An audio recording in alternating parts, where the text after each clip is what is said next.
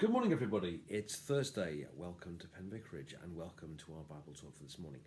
Firstly, to remind you, if I may, that both in Penn and in Tamworth, we had some lovely services going on over Holy Week and Easter, and we'd love it if you could join us. So please find out when they are and do come and join us because we'd absolutely love to see it. We'd be a better church with you in it. And do come and find out with us again and relive what Jesus did for us, the passion, the cross, and the resurrection of Jesus. So do come and join us because we'd absolutely love to see you. Friends, we are in Matthew's Gospel, and I mentioned a few days ago that the chapters 5, 6 and 7 and 23, 24 and 25 I find enormously challenging, and this illustrates it this morning. We are towards the back end today of chapter 24. I think this is one of the hardest readings in the entire Bible, partly because it's talking about something in the future. But anyway, I'll give it my best shot for you this morning, try and make some sense of it, and then you can read it again at your leisure. It's Matthew chapter 24, and I'm starting to read at verse 29. Yes, there you go. So Matthew 24, 29. Jesus said, "Immediately after the suffering of those days, the sun will be darkened, and the moon will not give its light. The stars will fall from heaven, and the powers of heaven will be shaken. And the sign of the Son of Man will appear in heaven, and all the tribes of the earth will mourn, and they will see the Son of Man coming on clouds of heaven with power and great glory.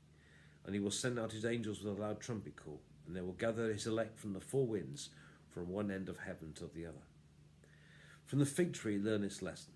As soon as the fig branch becomes tender and puts forth its leaves, you know that summer is near.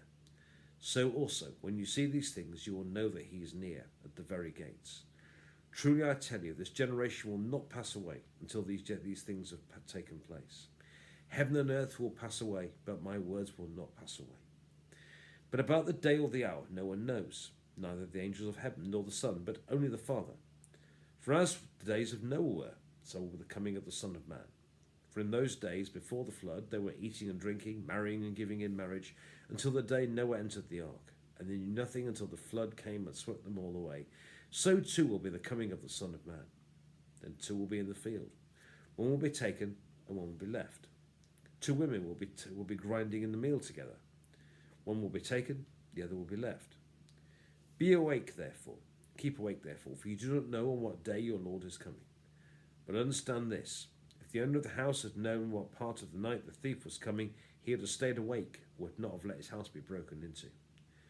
Therefore you must be ready, for the Son of Man is coming at an unexpected hour. Who then is the faithful and wise slave whose master puts in charge of his household to give the other slaves their allowance of food at the proper time?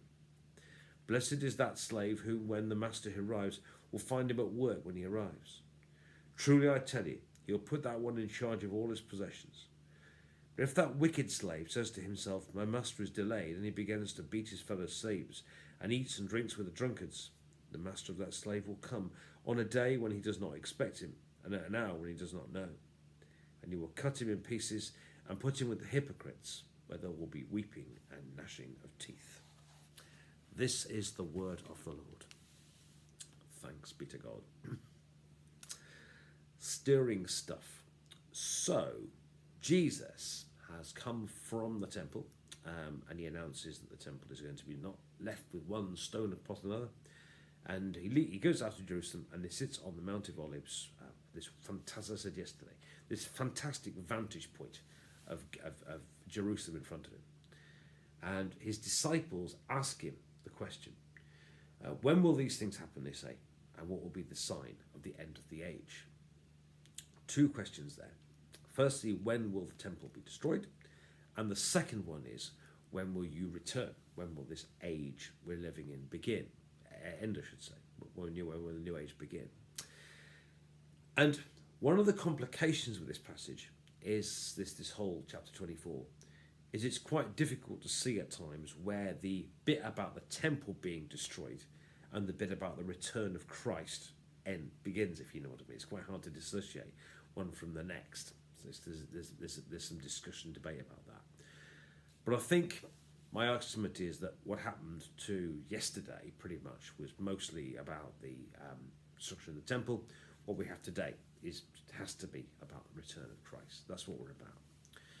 So it's difficult, this, because it's scary stuff, and also it's difficult because it's happening in the future. So it's quite difficult to interpret.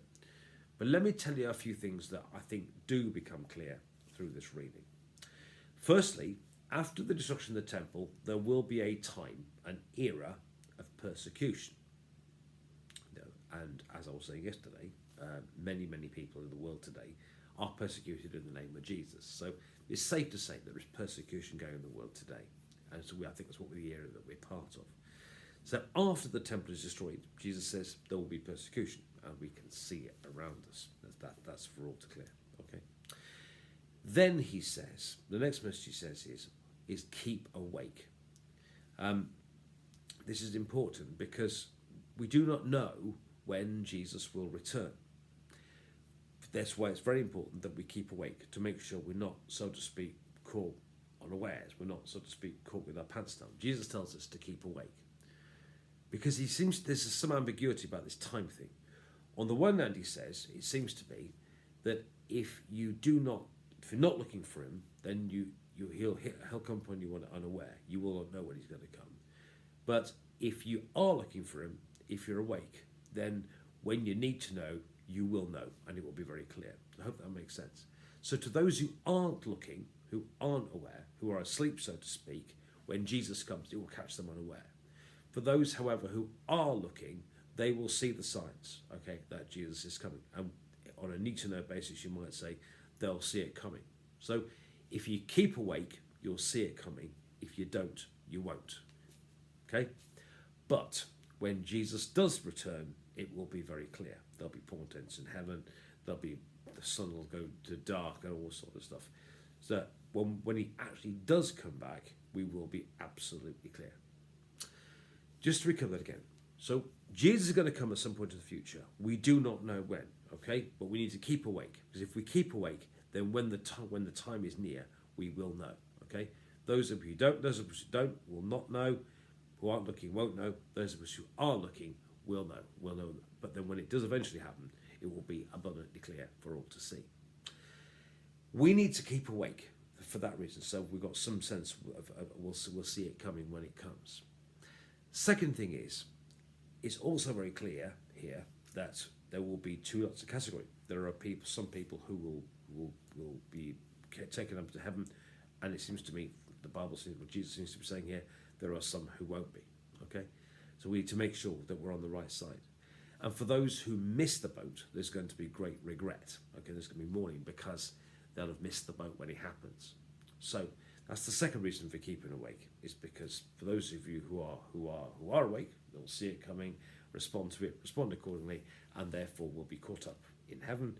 And for those of you who don't, there'll be great sadness because they didn't see it coming when it came. That's the other thing. The third reason, however, for keeping awake and keeping awake to the fact that Jesus may return one day is because that has an effect on the way we act. He says, those people who are aware of he will return at some point, live their lives accordingly, and therefore will look after their fellow servants and so on, and feed them when it's required, and treat people properly, because they know that one day Jesus will return. On the other hand, those that aren't kind of forget about it. They carry on doing their day-to-day things. They don't remember it. It doesn't seem to have any relevance to them, and therefore they start beating each other up, and they start getting drunk and all this sort of stuff, and therefore their behaviour is also changed because they're not respecting the return of Christ, and therefore they start behaving badly. So Jesus says he will return, but we need to keep awake. Firstly, because if we keep awake, then when the time is near for him to return, we will see very clearly. But if we don't keep awake, we won't see it come when it happens. But when it does eventually happen, it will be very clear. Secondly, those people who do keep awake, who are ready when he returns, for them there will be great rejoicing. For those who are asleep when it happens, there'll be great sadness because they missed the boat when it happened. The third thing we need to do, the reason to keep awake, is, in a sense, it keeps our behaviour godly as well. If we act as if Jesus may come back sometime tomorrow, it means that we treat each other properly. It means that we keep close to God. It means that we act and live completely open lives because we know that Jesus could come back at any time. But for those who don't, those who are asleep, so to speak, they feel they can get complacent and treat each other badly and disregard God and so on because they don't think he's going to come back after all. So it affects our behaviour too. So, 3 reasons there why we need to keep awake. None of us knows when Jesus comes back. He might come back tomorrow. He might come back 10 years' time. He might come back sometime after we've passed away. But at some point, Jesus will come back. The name of the game, though, is to be ready just in case he does. Stirring stuff, Matthew 24. It's tough stuff. I hope that makes it a bit easier to understand. Matthew chapter 25 tomorrow. Some more stories then, but looking forward to that.